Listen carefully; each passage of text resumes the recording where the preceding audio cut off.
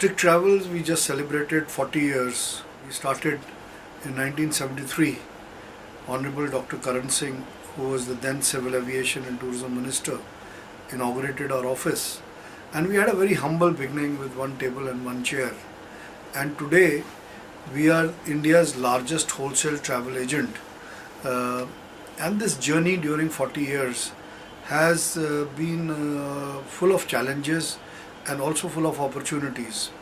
I remember when we started in 1973, you could not travel abroad because you needed an FTS, which was a foreign travel scheme, and you had to go to the Reserve Bank, file the papers, and it was only once the FTS is approved, then you were entitled for $500, and then you could travel abroad. Slowly we fought against this. We made representations to the government on this. But with the opening of the economy, a lot of foreign investment came into India because we had a policy of royalties. Foreign airline that wants to come to India, they were given traffic rights only if Air India was flying to that country. So then we told the government that reciprocity for the sake of reciprocity is stupidity, because Air India is important, but India is more important than Air India. And because of these royalties, we had TWA, we had Iberia Spanish Airlines, we had Garuda Airlines. We had about 10 to 11 airlines which stopped flying into India. But now, fortunately, the government realized this royalty business was stopped, and finally more and more airlines, now we have more or less an open sky. We can never have 100% open sky, but it's very liberal aviation policy. Because of that, a lot of people are now investing in our airports, and the airports have also been upgraded. And all these challenges I was seeing, and being a former president of Delhi University Students' Union, I could not accept injustice, or I could not accept things which were not in the larger national interest. So when I started taking up these things, then the industry decided to elect me as their president, and so I became for the first time the president of the Indian Association of Tour Operators, which was about 20 years back when Narasimha Rao was the Prime Minister. So the first thing I did as the president of the Indian Association of Tour Operators was to have a convention in Vigyan Bhavan where the Prime Minister was the chief guest. So that gave a lot of boost to tourism, and all the chambers, whether it was FICCI, CII, they decided to have tourism committees because they suddenly realized the value of tourism. And then also, even during Prime Minister's speech and a lot of other interaction which I used to have, people were under the impression that tourism is an elitist activity, and only it is for the rich and the luxurious. So then I wrote a book which was Poverty Eradication and Economic Development through Tourism, an action plan for India to create 100 million jobs.